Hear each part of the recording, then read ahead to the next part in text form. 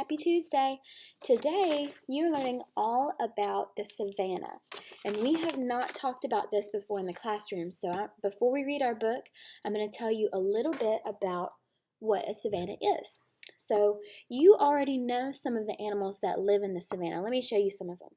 One animal that lives in the savannah is an elephant. There's also cheetahs. There are zebras. There are giraffes. There are hippopotamuses. There are rhinoceroses, however you say that. There are crocodiles. And last but not least, there are lions. So this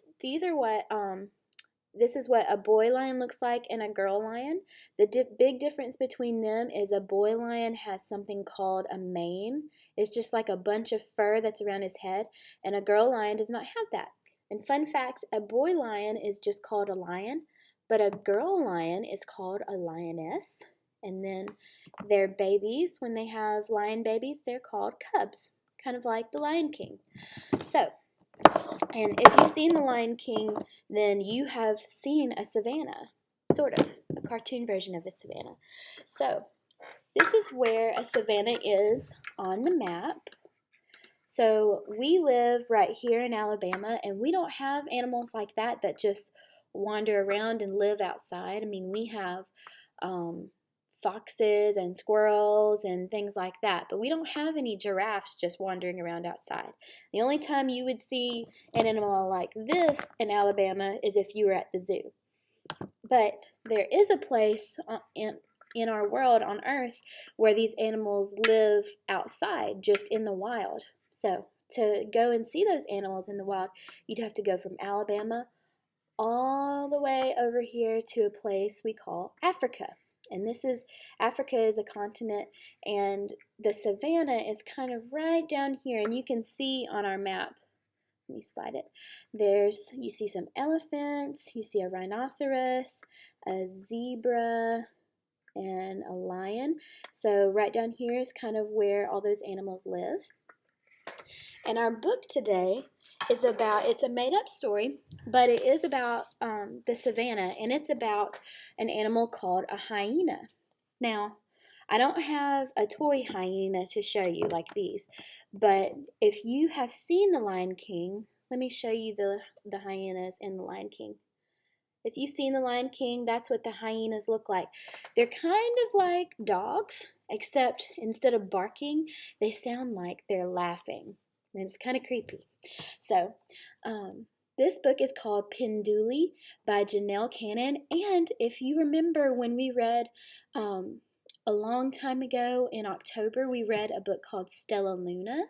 This book is by the same person that wrote Stella Luna. Janelle Cannon also wrote that one. That was the story about the bat. All right, so this is Pinduli by Janelle Cannon.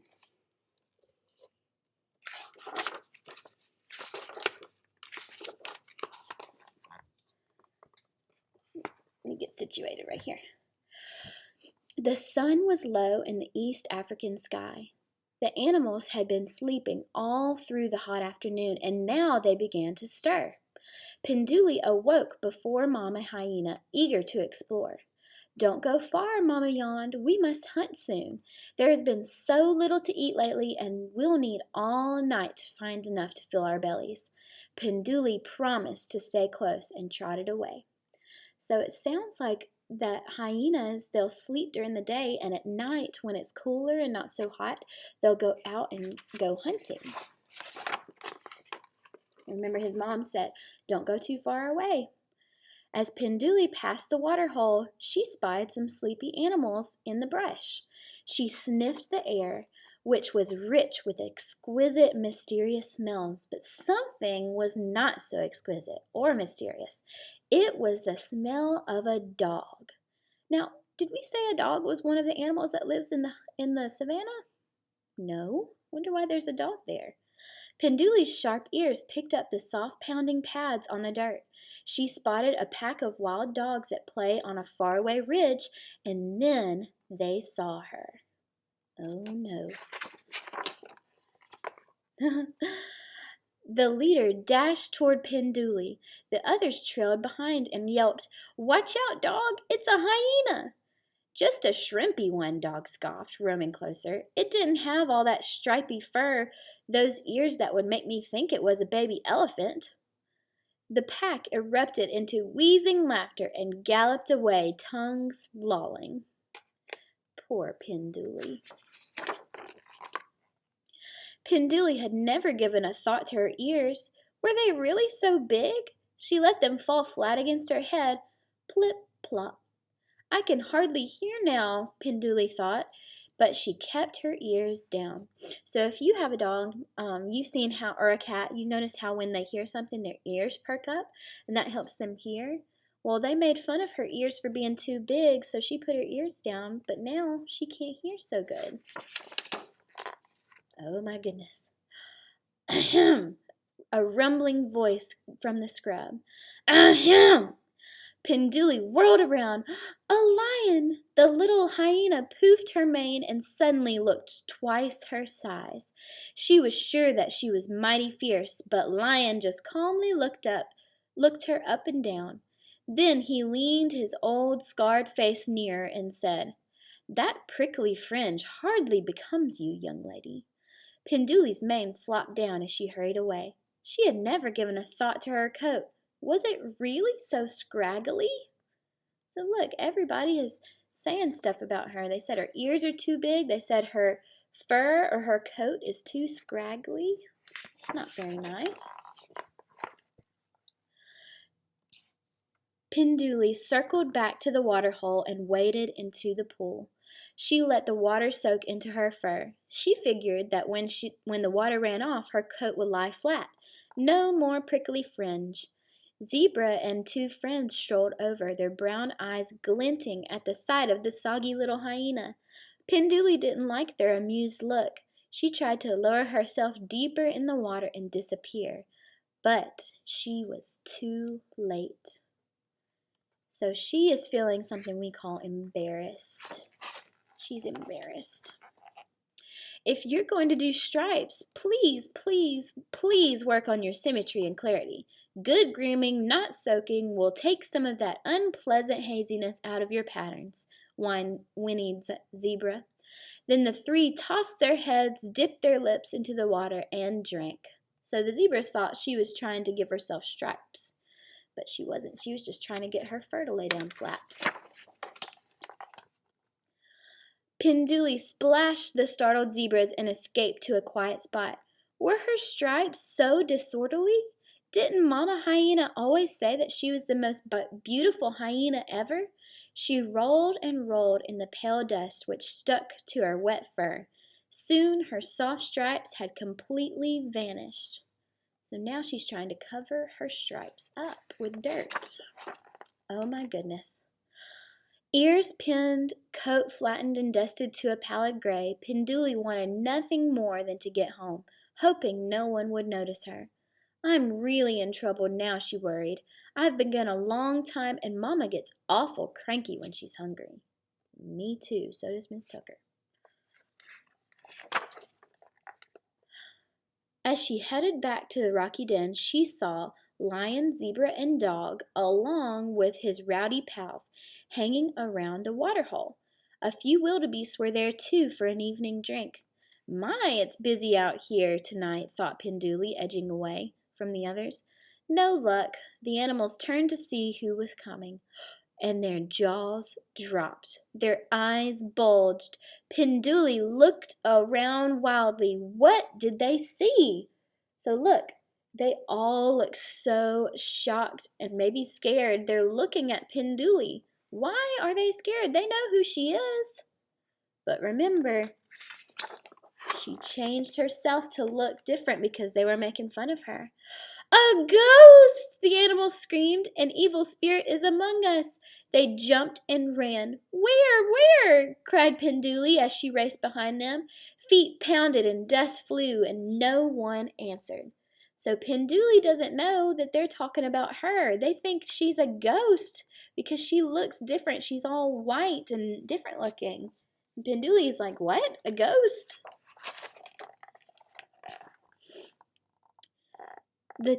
The terrified crowd tore through the thorny bush, over craggly stone, and, horrified, found themselves at a dead end in a small canyon. They screeched to a halt, huddling closely as they turned to face their worst fear. So they were so afraid of Pinduli. Let's see what she does. Dog was the first to speak. "Oh, great spirit," he howled, "you've come for me, I know it, because I made fun of a young hyena's ears." All eyes were on Pinduli. "Ah, so I'm the ghost," she thought. "I'd better get in character before they recognize me." "Go on, dog," said Pinduli in a slow, deep voice. "The spirits want to know why you would commit such a hideous, awful, atrocious crime." Dog's voice quivered. I don't know. I guess I was still mad at Finnick Fox for calling me a butterfly head."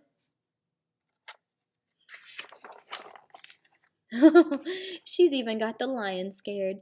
Lion joined in. "Please spare us your wrath. I too have spread the discord by insulting a young hyena's mane, but Vulture called my mane a mange." Pinduli nodded sagely. Couldn't see that word. Zebra stomped her hoof. "Owl told me that my stripes were garish." A tear rolled down her long face. Everyone fell silent. Pinduli's mind whirled as she tried to think of what a ghostly spirit might say. Of course, spirits always give tasks and want offerings. She thought, let's see. Okay, Mama will love this. Remember, Pinduli, when she set out in the beginning, she was supposed to be bringing her mom back some food. And she was thinking, oh my goodness, I forgot to give my mom food. So I wonder if she's going to ask them to bring her some. "In order to appease bad spirits, you must find your tormentors and make peace," Pinduli called out with authority. "And always leave every bit of a meal as an offering. If you do this, I shall never return." And she turned and glided away on her tiptoes, trying not to smile. Thank you," called the creatures. "We will do as you say." Once out of sight, Pinduli raced home. So she told them, if you never want the scary ghost to come back, you've got to leave me some food after you eat every time. So let's see what her mom says. And Pinduli looks back to normal. Let's see what happened. "There you are," cried Mama Hyena as Pinduli galloped up to her. "You look awful." Pinduli was so glad to be home again. It was worth getting in trouble. She didn't even mind the 5 baths it took to get the dirt off of her fur. In fact, it took all night to get Pinduli looking like a beautiful hyena again. "I was worried sick. I went looking everywhere for you," said Mama Hyena as she helped smooth Pinduli's coat. "Now that you're all straightened up, we've got to get out and find something to eat. It's already morning, and I'm sure you're as ravenous as I am." Ravenous is another word for hungry. Really hungry. Pinduli's stomach growled. The next morning, Dog, Lion, and Zebra searched the wide savannah until they found Finnick Fox, Vulture, and Owl. "We've come here on the order of the Great Spirit," Dog announced. "We must find out why you were so rude to us." Finnick Fox spoke up. "I guess I was having a bad day. Serval Cat said I look like a little fuzzy bat without wings," he nodded to Dog. "Your ears aren't really so bad." Vulture ducked his bald head. "Marabou Stork called me Moonscape. I got so mad I made fun of Lion." Owl moaned. "Adder said my feathery stripes look more like scribbles." "Let's go find these 3 and get to the bottom of this," said Dog. So some people were being real mean and saying mean things about other people. The oddball crowd went searching and found Serval, Marabou, and Adder. "We've come here on the order of the Great Spirit," they declared.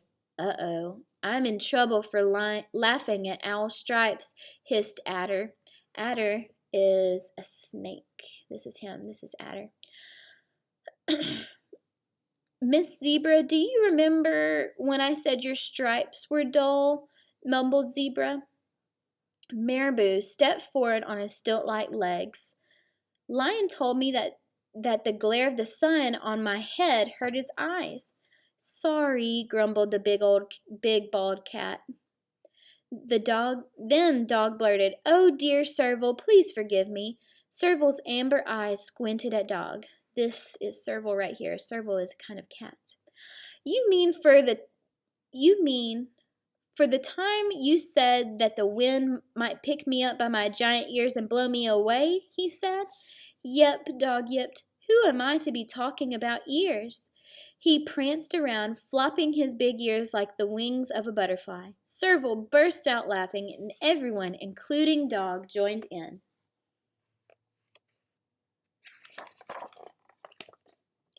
From that day on, things began to change for Pinduli and her mother. Instead of spending hours hungrily scrounging for meager meals, they found delicious treats everywhere. Look, again, eggs, fish, fruit. It's a miracle, exclaimed Mama. As Pinduli tasted a sweet berry, she said, "The Great Spirit must be smiling upon us." Mama Hyena looked at her grinning daughter. Wait a minute, did you have something to do with this? Laughing and feasting, Pinduli told the whole story. You're not only the most beautiful hyena ever, Mama. You're the smartest hyena ever. And that's the end. So this page just tells about all the different animals that were in the book in the savannah. And I think that is the end. So if you ever get this book, you can read more about those animals. So the point of this story is just because someone is mean to you or says something ugly about you, that doesn't mean that you have to go and say something mean to someone else. If you're having a bad day, don't be mean to someone because you're in a bad mood. You know, that just makes things get out of hand and hurts people's feelings. So your question today was, it said read a book with the savannah animals as characters, and it says what is the setting. So if you remember, we talked about setting. Setting is where a story takes place. So yesterday we read Pete the Cat, and the place that this story happened was on the pirate ship and on Secret Island. So in this book, remember today we were talking all about the savannah, and this was a book about animals in the savannah. So the setting in this book is the savannah. I hope everyone has a great day and say something kind to somebody today. All right? Have a great day.